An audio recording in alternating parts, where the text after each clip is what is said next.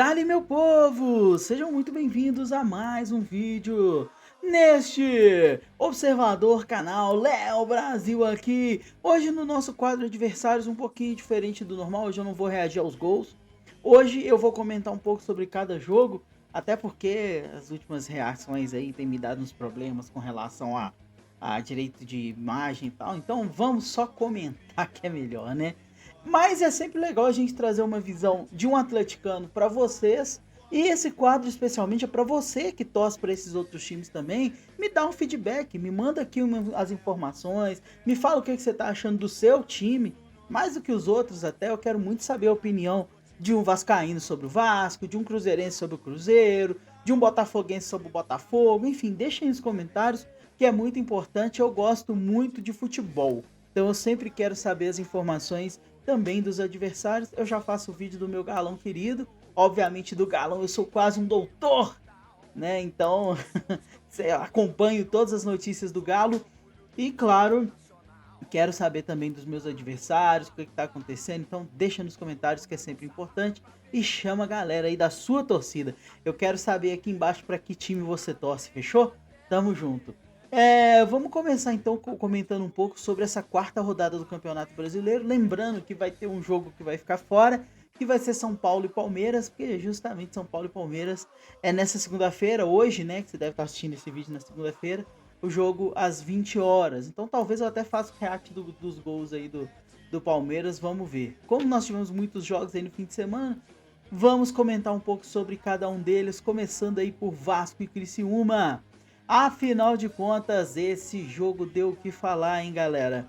Primeiro tempo ali morno, bem ruinzinho, bem chatinho, mas até certo ponto, até metade do primeiro tempo o jogo tava devagar, de repente pegou fogo de uma vez e saiu levantando labareda para tudo que é lado. Mas só que levantou mais labareda pro lado do Criciúma, né? Fez ali 1-0 com o Matheus Felipe. O Matheus Felipe ali num chute de tripela bonito, pá, ali e fez um 1-0, inclusive um belo gol, né? E, enfim, o Vasco não conseguiu lidar com isso, mesmo jogando em casa. E o pior de tudo, no caso do Vasco, ainda falando do jogo em si, né? Não vou falar sobre o pós ainda. É que quando virou o segundo tempo, o Vasco já estava perdendo. A torcida começou a mandar energia negativa e os caras desregularam de vez, né? Aí o Criciúma tomou conta. A torcida do Vasco começou a vaiar, chamando de time sem vergonha, os gritos e tal. E aí o time que já estava mal não conseguiu fazer absolutamente nada. Tomou um 4-0 e esse 4-0, meus amigos, rendeu a queda do treinador, agora ex-treinador Ramon Dias e do Emiliano Dias, né? Deixaram de fazer parte da comissão técnica. O técnico do Sub-20 lá, que é o Rafael Paiva, assumiu no lugar dele, interinamente, claro.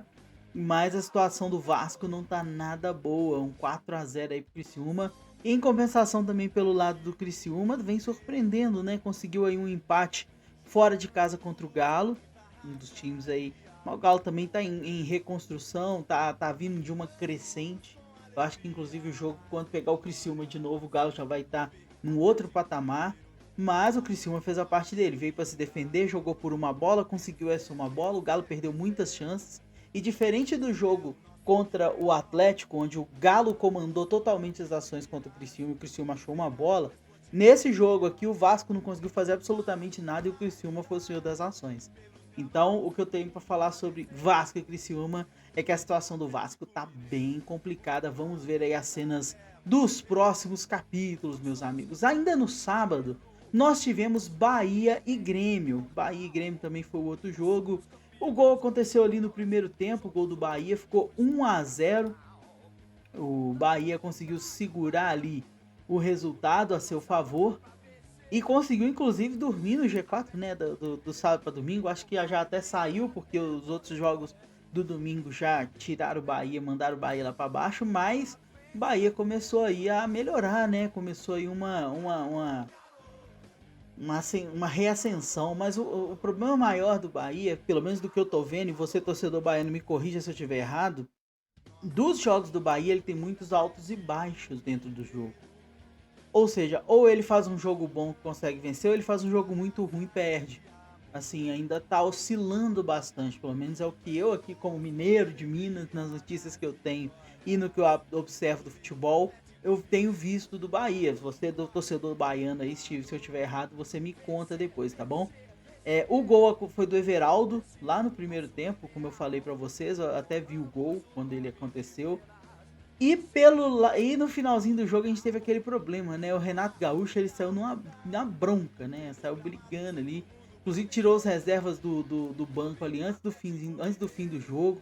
Diego Costa ele foi expulso no segundo tempo, né? Aos 47 minutos. E o Renato Gaúcho perdeu a estribeira totalmente. Foi pro vestiário com o atacante, levou todo o banco de reserva junto, né? Ficou apenas os médicos ali, que obviamente não poderiam sair e tal.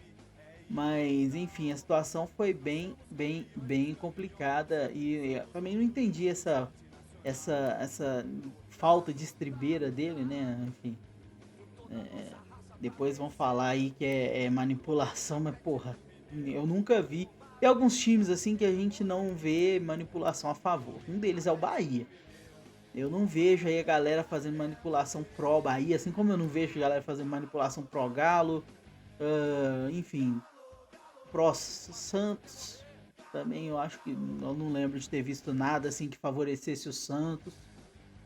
Vasco nem se fala. Talvez contra eu posso até ter visto bastante com esses times, mas Pro eu nunca vi. E enfim, e com mais de 35 mil pagantes lá, né, o Bahia conseguiu fazer aí um bom jogo e conseguiu passar o Grêmio, segurou ali o ímpeto do Grêmio. Tava até vindo bem, né? Tava vindo com um bom resultado aí, mas tropeçou dessa vez. Esses foram os jogos de sábado. Agora falando sobre domingo, né? Flamengo e Botafogo foi o primeiro jogo de domingo. E, gente, o que aconteceu com o Malvadão? O Malvadão. O favoritaço. Meus amigos, agora falando mais como comentarista do que zoando como torcedor, né? Primeiro, os gols foram do Luiz Henrique, aliás, nossa, do Luiz Henrique. E o segundo gol foi do Savarino, tá? O jogo foi no Maracanã, mando de campo do Flamengo, time completo e o torcedor flamenguista tá na bronca com o Tite. Estão na bronca com o Tite já, falando que não é bem assim, que tá faltando raça no time, que não sei, eu já vi essa novela. Mas eu não sei, assim, eu confesso que eu não assisti o jogo, mas observando os jogos que eu tenho visto do Flamengo, eu colocaria mais na conta dos jogadores do que propriamente do treinador Tite, igual a galera tá fazendo, tá? Obviamente, eu como atleticano tenho visto que o treinador faz uma diferença brutal no futebol dos jogadores, né? O Galo mudou da água pro vinho só de mudar de técnico. Agora, eu acho um pouco injusto porque os jogadores, eles, independente de quem esteja em campo, eles têm que mostrar um pouco mais de proatividade. Foi mais um erro de pontaria do Flamengo do que propriamente um problema de escalação do Tite. Tite, do meu ponto de vista, acho que ele escalou certo quem ele acha que é titular. Claro, eu não sou flamenguista, se você discordar, caixa de comentários tá aí, me conta por quê, não adianta falar, você tá errado. Você precisa saber por quê, né, pra eu aprender e entender aí a cabeça de vocês. Mas os jogadores que tiverem do Flamengo em campo, eles têm que mostrar mais do que eles estão mostrando até hoje. A gente pode botar ali um esquema de 5-4-1. Não adianta nada, por exemplo, o Flamengo ele dominou esse jogo quase que o tempo todo no quesito de posse de bola, de domínio, de controle de jogo. E o Botafogo fez o jogo dele, conseguiu achar duas bolas, fez 2 gols e foi muito mais incisivo, muito mais preciso no que tinha que fazer. Aí você vai falar que a culpa é do treinador, ele não tá lá dentro para chutar no gol. Então, assim, do meu ponto de vista, acho que essa entre aspas, culpa, né? Porque o flamenguista, ele infelizmente tem essa coisa de querer culpar, de colocar a culpa em alguém, né? Se vocês querem culpar alguém, eu acho que vocês deviam dividir isso aí entre treinador e jogadores. Que às vezes a galera passa muito a mão na cabeça dos jogadores e esquece. E bota a culpa toda no treinador. E eu não sei. O elenco do Flamengo é muito forte para ficar dependendo só do que o treinador vai fazer. Eu acho que se o treinador jogasse a camisa pro alto ali, os caras tinham que jogar mais. Então, eu realmente não vejo essa culpa toda aí do Tite, que é um bom treinador, né? Mas também a galera que comenta o Flamengo, no meu ponto de vista, tá tendo uma visão meio deturbada do que tem que comentar. Porque eles vão lá, pegam o Tite da seleção, que perdeu a Copa, quando perde, aí mete ele no Flamengo.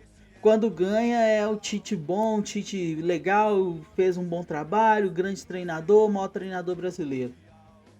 8 ou 80. Então eu acho que a galera tem que repensar isso aí. Já o Botafogo tá com muitos problemas extra-campo para resolver, especialmente por causa dessa bagunça, dessa zona que o Textor tá arrumando. E infelizmente eu vejo assim, de um contexto geral, a galera de fora acaba pegando birra do time que não tem nada a ver com isso, sabe? E obviamente não tô falando do torcedor, né? Tô falando de um contexto geral dos torcedores do futebol, muita gente acaba pegando muita birra do Botafogo por causa do seu dono, que é o Textor. E claro, o Botafogo, o time Botafogo, a instituição não tem nada a ver com essa bagunça que ele arrumou fora de campo, né? Enfim, então tá fazendo um bom trabalho, tá retomando o bom futebol. O Botafogo ainda também tem momentos de oscilação bem grandes, tem hora que joga uma partida horrorosa, tem hora que consegue uma boa vitória como foi esse jogo, e a gente tem que ver qual Botafogo vai prevalecer. Savarino, que estava no Galo aí há pouco tempo, é um grande jogador, muito bom de bola. O problema do Savarino às vezes é um pouquinho extra-campo, que se não tiver no Botafogo, ele vai fazer o Botafogo ir longe, que é um grande jogador, tá? Então, sobre eles é o que eu tenho para falar, tanto sobre o Flamengo quanto o Botafogo. Eu quero saber de vocês aí o que vocês acham. Lembrando, né? Ficou 2-0 para o Fogão nesse jogo. Outros que jogaram também aí, né, no domingo aí às 16 horas, porque jogo Botafogo e Flamengo, horário horroroso, 11 horas da manhã, que horário péssimo. Cruzeiro e Vitória foi outro dos jogos que tivemos aí. E assim como o Botafogo, a situação do Cruzeiro está mais complicada fora de campo, né? Dentro de campo a gente já sabe que o Cruzeiro tem um time limitado. Ganhou uma partida que tinha que ganhar. Ganhou de 3-1. O Cruzeiro pegou ali um adversário que está no mesmo patamar, vai buscar as mesmas coisas assim, que é não cair, no caso do Cruzeiro até tentar uma Sul-Americana de novo.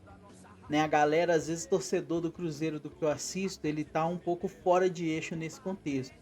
O time não vai voltar a ser o Cruzeiro campeão de um monte de coisa da noite pro dia. E a galera tá custando a entender isso. Leva tempo, precisa de paciência. E agora com essa troca do Ronaldo, que é o problema maior extracampo do Cruzeiro, e isso tende a demorar ainda mais. Por mais que o Pedrinho, que é quem eles estão falando que vai comprar aí, seja né, um cruzeirense e tal, alguém que gosta do time, eu não acredito, se ele resolver fazer uma gestão onde ele vai desembolcar dinheiro para comprar jogador, sendo que o Cruzeiro tem dívidas estratosféricas e mais difíceis ainda, em esferas judiciais mais profundas ainda do que outras instituições, o Cruzeiro, não só o Cruzeiro, mas o Pedrinho também vai se complicar. E eu acho que ele vai priorizar o que é dele em vez de priorizar o Cruzeiro. E isso o torcedor tem que ter ciência. Ele, mesmo comprando, mesmo se mudar o dono da SAF, o time não vai mudar da noite para o dia. E agora vai ter que refazer uma reestruturação completa. Porque segundo as últimas informações que eu recebi aqui, o Cruzeiro, ele vai... a galera que veio do Ronaldo, Paulo Tuori, enfim, essa galera toda aí, vai deixar a barca junto. Vai deixar a barca junto. Os caras vieram por causa do Ronaldo. Não foi por causa do Cruzeiro. Eles vieram por causa do Ronaldo. Eles vão sair junto com o Ronaldo. E aí vai ter que recomeçar todo um trabalho interno ali. O Pedrinho ainda vai ter que entender o que está acontecendo ali dentro. Por mais que ele já participe ativamente ali dentro, se tornando dono, ele vai ter que entender os problemas. Isso vai levar mais tempo. Ou seja, o que demoraria talvez 2 anos, agora pode demorar 3, 4.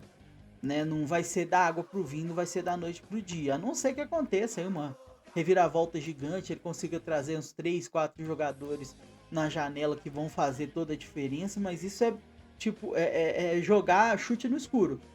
É tentar acertar ali uma cestinha de lixo com a melancia no escuro. Então, vai ter que dar sorte. Então, acho que esse é o maior problema do Cruzeirense. Já o Vitória, assim, eu vou ser muito sincero, eu não acompanho tantas notícias do Vitória.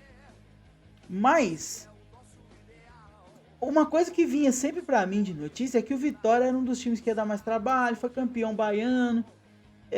O Vitória é um time que não perde há muito tempo, tá? Eu até compreendi isso, só que esqueceram de levar em consideração que os adversários que o Vitória enfrentou não se comparam aos que ele vai enfrentar esse ano, né? Parece que o Vitória tinha 25 jogos sem perder, alguma coisa assim. Mas os adversários que o Vitória tinha enfrentado são muito inferiores aos que ele vai enfrentar agora. Então, é o pé no chão mesmo. Eu assisti o jogo Cruzeiro e Vitória e, meu Jesus Cristo, achei o Vitória muito abaixo da crítica, sendo muito sincero. Tanto que o Vitória não fez nem o próprio gol. Foram 4 gols do Cruzeiro, 3 a favor e 1 contra. Né? Então, assim, vai ter que fazer um trabalho grande aí o Vitória para poder conseguir galgar, fugir na casa do rebaixamento, né? A briga do Vitória, eu acho que eles têm ciência disso, né? Por mais que o Vitória seja um grande time, não tô desmerecendo, muito pelo contrário, tô mandando a real aqui pro torcedor. A luta do Vitória vai ser realmente para não cair. Isso é óbvio, é nítido, tá? Então, é o primeiro passo. Não adianta nada você querer conseguir alguma coisa maior, é um passo de cada vez. Né? Então, o primeiro passo aí do Vitória é tentar não cair. Igual o Curitiba no jogo contra o Galo. Até comentei antes, vou comentar aqui também, né? A luta do Curitiba vai ser para esse ano realmente vai ser para não cair.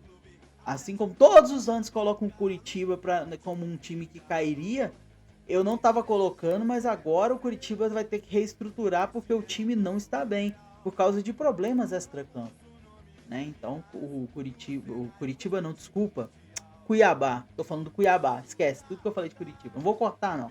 Esquece tudo que eu falei de Curitiba. É Cuiabá. O Cuiabá tem que fazer uma reestruturação. E pensar em não rebaixar. Então, Cuiabá, Vitória, Cruzeiro, vão todos brigar ali quase que pelas mesmas coisas. Não se iluda, torcedor cruzeirense que estiver aí no canal, não se iluda achando que o Cruzeiro já vai chegar brigando ali por Libertadores e tudo mais, não. Pode ser que chegue? Pode, futebol tudo pode acontecer. Mas o torcedor tem que ter ciência de que a primeira luta do Cruzeiro é fazer a pontuação mínima para não rebaixar. A segunda luta é tentar alcançar de novo a Sul-Americana. Se der sorte, se conseguir, se o trabalho aí que agora vai recomeçar der certo, aí você pode começar a pensar ali numa pré-Libertadores, mas eu acho que ainda não é o momento, tá? O Cruzeiro, eu acho que ele ainda não chega, a briga do Cruzeiro vai ser um pouquinho mais embaixo. Certo? Falei pra caramba desse jogo. Corinthians e Fluminense foi surpreendente pra mim, porque o Corinthians não é um time que vem mostrando um futebol pra fazer 3 gols em cima do Fluminense, por mais que o Fluminense também não esteja no seu melhor momento, mas eu não tinha visto o Corinthians com potencial pra fazer 3 gols. E acabou que, com um de Kaká e 2 do Wesley, o Corinthians em casa conseguiu vencer. Claro, o Corinthians em casa, a torcida do Corinthians é bem forte, né? É bem presente, bem participativa, e na Neoquímica Arena eles enchem mesmo, empurram e tudo mais. E o time do Diniz também tá com problemas, né? Escapou ali de uma goleada maior, mas o time do Diniz tá apresentando ali o que a gente... talvez ali uma falta de elenco, não sei, né? É algo a se pensar aí, porque eu nem vi a escalação em si, mas acho que o Fluminense não poupou. Fábio, mas tô até com ela aqui na mão, Renato Augusto, Arias, Terans. Assim, o time do Fluminense era para ter conseguido alguma coisa um pouquinho melhor também nesse jogo, né? Não um 3-0 como foi. E parece que teve problemas no estádio também, né? A torcida do Fluminense teve dificuldade ali de entrar. Isso é meio paia, né, Corinthians? Aí tem que acertar isso aí, porque não pode, pô. A venda para ingresso, pela informação que eu recebi aqui, ó, foi iniciada pouco antes do começo da partida. E aí gerou uma fila gigante. Não pode, não pode. Tem que respeitar a galera que vai de longe para poder assistir o jogo do próprio time, né? E tudo mais. O Fluminense tá ali na 15ª colocação, Corinthians em 12º, tal, mesmo com essa vitória aí não conseguiu uma grande subida, mas é algo que ajuda aí o ânimo do Corinthians. Só que o Corinthians tem um time que pode brigar por alguma coisa. Eu acho que o elenco do Corinthians ainda tá bem abaixo ali, a galera, né, enfim.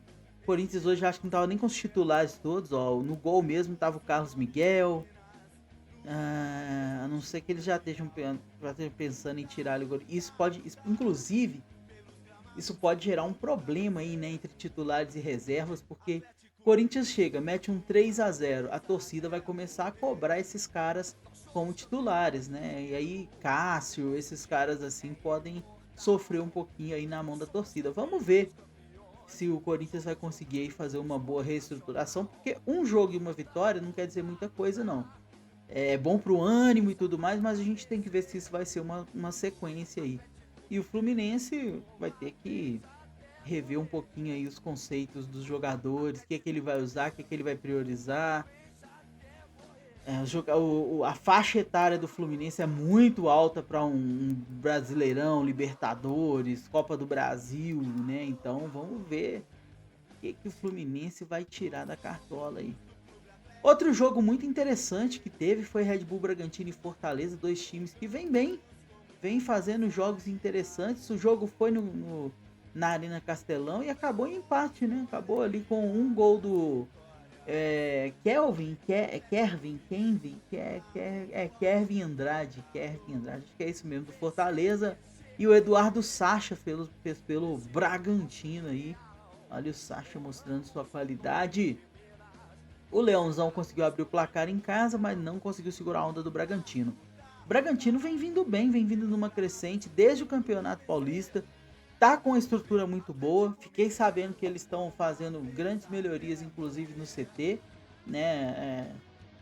Eu vi uma entrevista, acho que foi do Rodrigo Caetano, falando que fez uma visita lá recente, não sei, acho que foi lá, acho que foi ele mesmo. E o Fortaleza, ele também vem vivendo esse momento de oscilação, mas bem menos, tá? O Fortaleza tem tido nos últimos jogos aí um pouquinho mais do que menos. Só que oscila bastante ainda nesse início de campeonato. É só quarta rodada, né? É, acredito até que isso pode ser bastante influência do Leão tá priorizando um pouco aí a Sul-Americana, que eu acho que deve. Eu acho que deve priorizar. O Fortaleza chegou muito perto de ganhar uma Sul-Americana. E os grandes adversários do Fortaleza na Sul-Americana são justamente os brasileiros, pelo que eu tenho visto, né?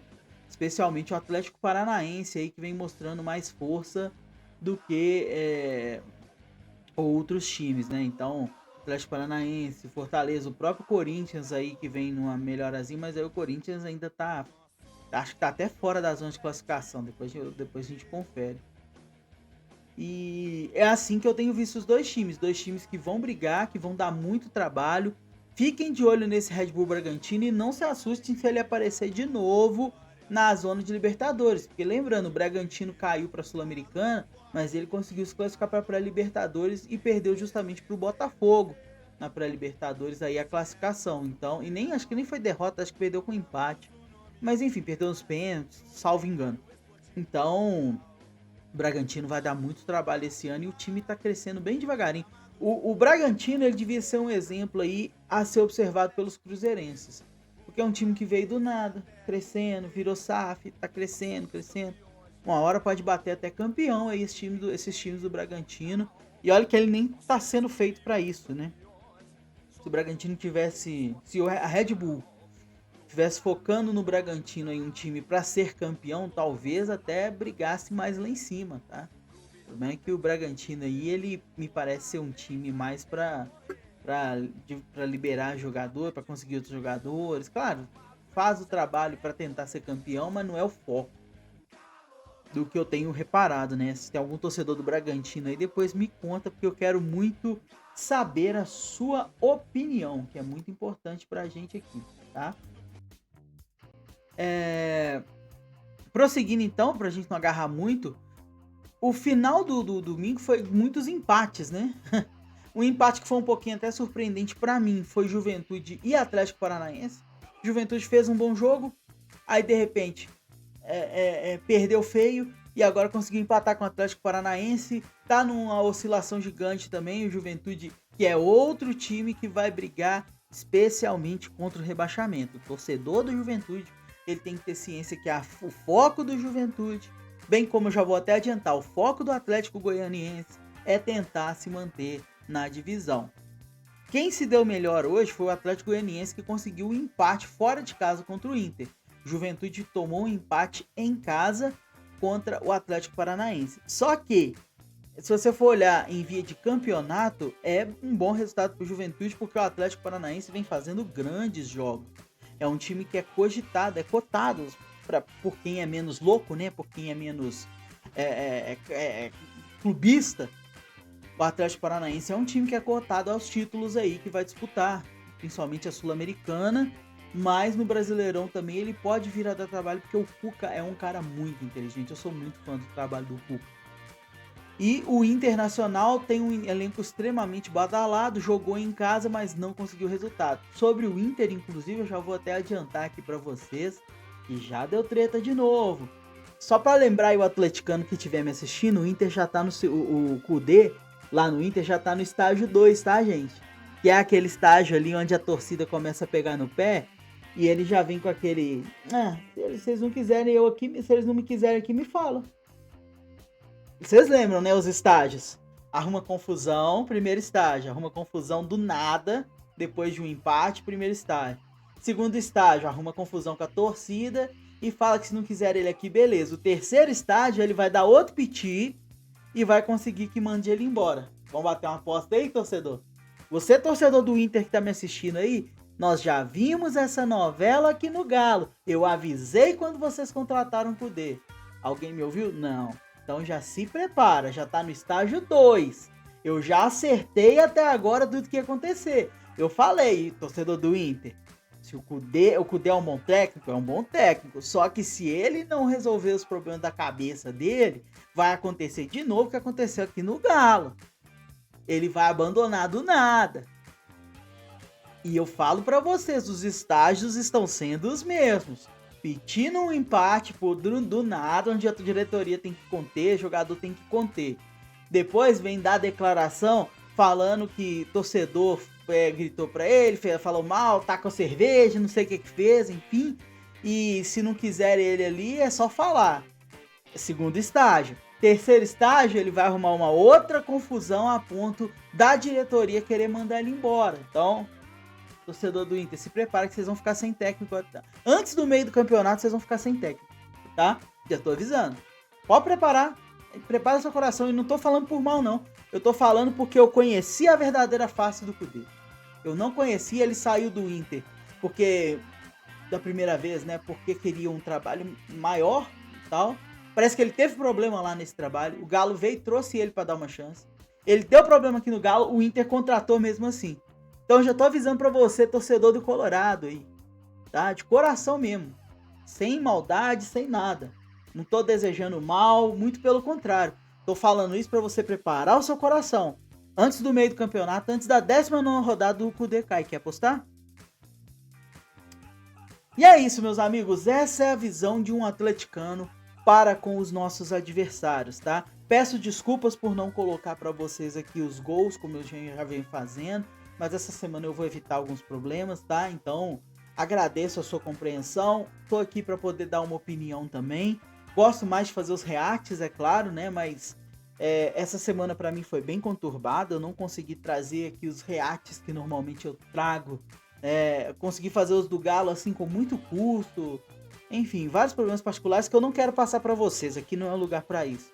Mas nas próximas semanas aí a gente vai retomar o nosso conteúdo como já vinha vindo, com react de jogo e tudo mais, para que a gente possa curtir tudo junto. Mas eu espero que o meu comentário aqui seja útil, seja suficiente aí para agradar a sua opinião, tá certo? Agradeço de coração a todos vocês que ficaram até aqui. Novamente, se você é torcedor de algum desses times que eu falei, deixa aí nos comentários. Eu já faço o vídeo do Galo, é claro, então você atleticano que tá me assistindo, vai lá no vídeo do Galo, dá uma força, dá um apoio, comenta lá, manda pra galera. Eu fiz o vídeo separado, inclusive, só dos gols do Galo, aquele vídeo também já... Enfim, já deu direito de imagem, mas tudo bem, vou deixar ele lá, não vou mexer não e nos próximos eu tento acertar isso. É, então deixa lá os comentários, manda pra galera. E você que tá vindo aí que é de outro time também, se você acha que meus comentários são pertinentes, deixa aí embaixo pra eu saber sua opinião. E se você acha que não é, pode me falar também. Aqui eu não sou dono da razão nem dono da verdade, mas eu quero muito saber o porquê. Porque não adianta nada chegar e falar, tá falando besteira do meu time é isso e aquilo. Tá, eu quero saber o porquê. Que aí você me ajuda também a entender um pouco mais a visão do seu clube, porque eu amo muito futebol, eu quero muito saber se o Mineiro aqui tá certo ou se ele tá errado, beleza? Então tamo junto. Brigadão a todos vocês. Se ficou até aqui, é porque curtiu o nosso conteúdo. Então te agradeço demais. Não esquece de deixar o like, que é muito importante para o nosso trabalho. E principalmente, se você é novo aqui no canal, tá conhecendo esse conteúdo do nada, quem que é esse cara que tá falando? Pega outros vídeos aí, vê o meu estilo de trabalho, se inscreve no canal, que é muito importante. É uma honra, um privilégio ter você aqui conosco na família Galo React, o canal feito pelo atleticano para todas as torcidas e especialmente para você. Muito obrigado e até o nosso próximo Adversários. Valeu, tamo junto. Falou!